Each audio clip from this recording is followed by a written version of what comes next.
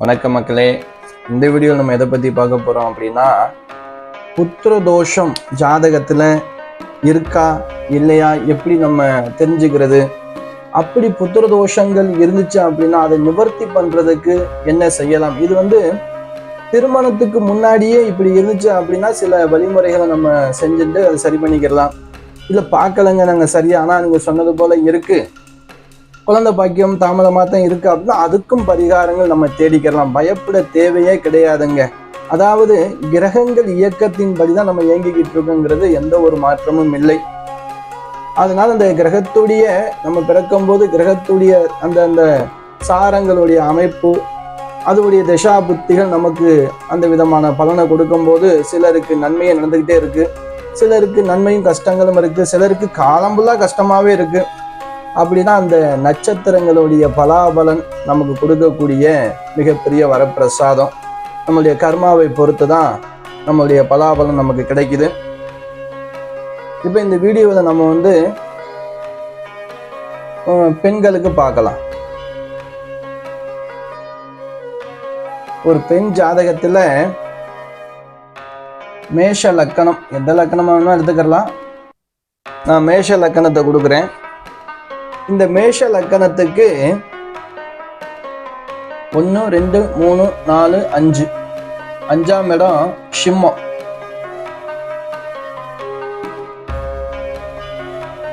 6 7 8 9, 1 2 3 4 5 6 7 8 9, 9ஆம் இடம் தனுசு வரும். ரைட். அப்போ ஒரு நம்ம பெண் போட்டுக்கிறோம், அப்பதான் தெரியும்.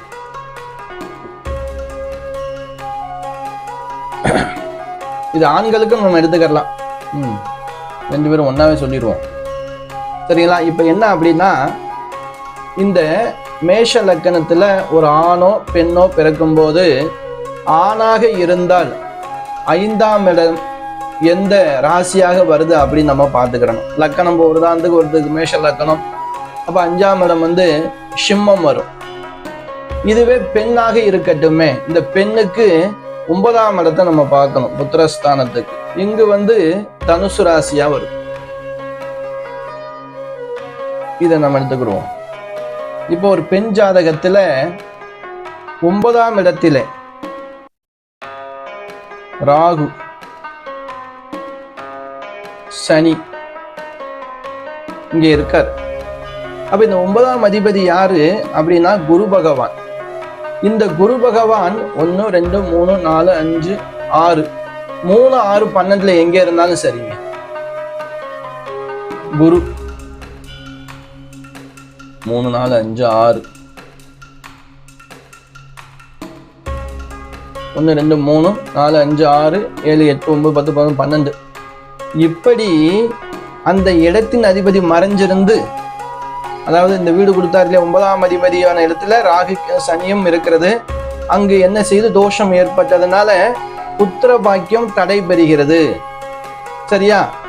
இப்ப குரு முதல்ல இப்ப இங்க 3ஆம் இடத்துல இருக்கார். இந்த 3ஆம் இடத்துல இருக்கிற குரு 9ஆம் இடத்தை பார்ப்பார். அப்போ பரிகாரம் வேலை செய்யும். உங்களுக்கு ஒரு முறை பரிகாரம் செய்தால் வேலை செய்யும். அந்த பரிகாரம்ங்கிற அப்புறம் நான் சொல்றேன். 6ஆம் இடத்துல இருக்கக்கூடிய குருவும் 12ஆம் இடத்துல இருக்கக்கூடிய குருவும் இல்ல நீச்சமாயி ஒரு குரு இருக்கார். இங்க நீச்சமாயிருவார் குரு. அப்படி இந்த இடத்துல குரு இருந்தாலும் கொஞ்சம் தாமதமாக லேட்டாக குழந்தை பிறக்கும். அப்ப இது ஒரு புத்திர தோஷமாக நம்ம எடுத்துக்கிறோம். இதே ஆண்களுக்கு நம்ம பார்க்க போனோம் அப்படின்னா, ஆண்களுடைய ஜாதகத்துல எந்த லக்கணமா வேண்டுமானாலும் இருக்கட்டுமே, 5ஆம் இடம், இந்த 5ஆம் இடத்துல சனி இருக்காருன்னு வச்சுக்கிறோங்க. இவர் பக்கத்திலே ராகு இருக்கார். அசுப கிரகங்கள் எது இருந்தாலும் சரிங்க. அதே போல அந்த 5ஆம் அதிபதி நல்ல பலமாக இருந்தால் கண்டிப்பாக புத்திர பாக்கியம் கிடைச்சிரும். அதே சமயத்துல இப்ப இந்த இடத்துல சூரிய பகவான் இருக்கார். அப்ப 5ஆம் அதிபதி நீச்சமாயி 5ஆம் இடத்துல அசுப கிரகங்கள் இருப்பதால் புத்திர பாக்கியம் ஆண்களுக்கும் தடை பெறும். அப்போ நம்ம ஒரு 2 பேருடைய ஜாதகத்தை நம்ம பொருத்தம் பார்க்கும் போது மெயினா நட்சத்திரத்துல எல்லாரும் என்ன கேட்குறா, மகேந்திர பொருத்தம் இருக்கான்னு பாருங்க, மகேந்திர பொருத்தம் இருக்கான்னு பாருங்கன்னு கேட்குறேன். நட்சத்திரத்துல மகேந்திர பொருத்தமே பார்க்க தேவையே இல்லைங்க.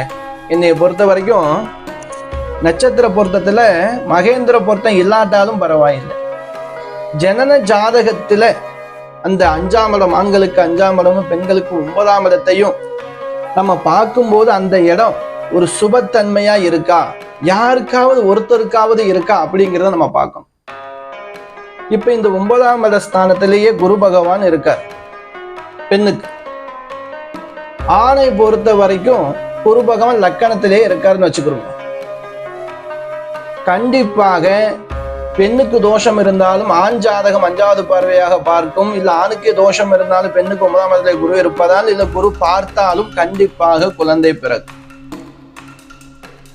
எங்களுக்கு நீங்க நல்லா பாருங்க, உங்களுக்கு குழந்தை தாமதமா இருக்கு, எங்க ஒரு 3 மாசம் இருந்தது, 4ஆம் மாசம் என்னன்னு தெரியல, இதய துடிப்பு இல்லைங்கிறாங்க, ஏதேனும் ஒரு கோளாறு ஏற்படுது, ஏதேனும் ஒரு சம்பவத்தால குழந்தை நிக்க வேணாம், அபாஷன் பண்ணிடணும், ஏன்னா குழந்தை ஹார்ட் துடிப்பு ரொம்ப விஷயம் பார்க்கிறோம் இல்லையா.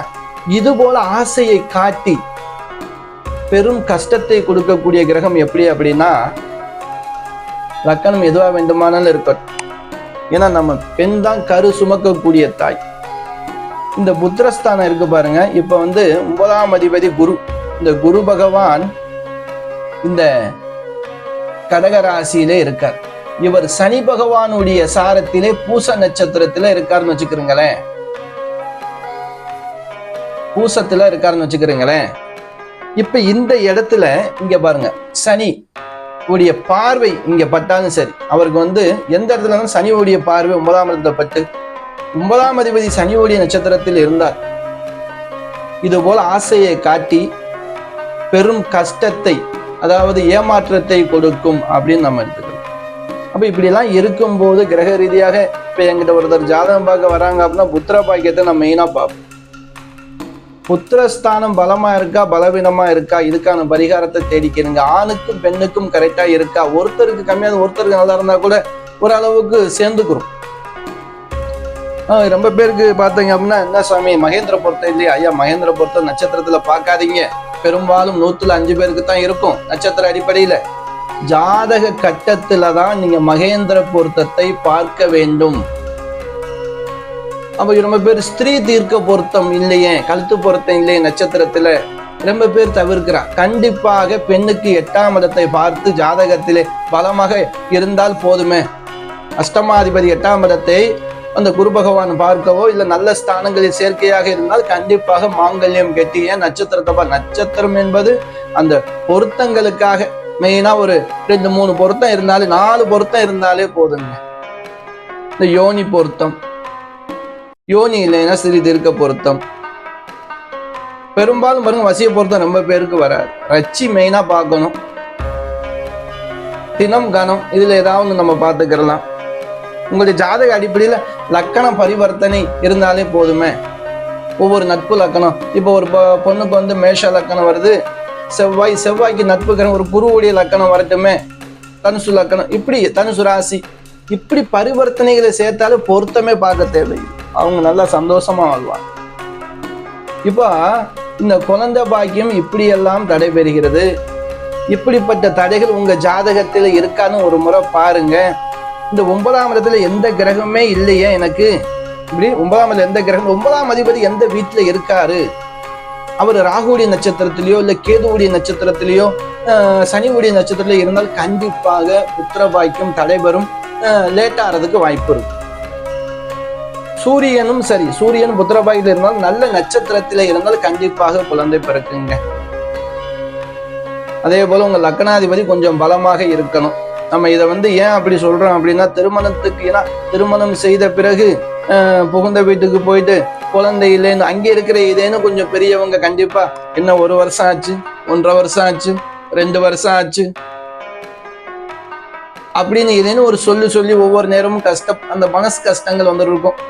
அதெல்லாம் நம்ம பார்க்கத்தான் செய்யறோம்.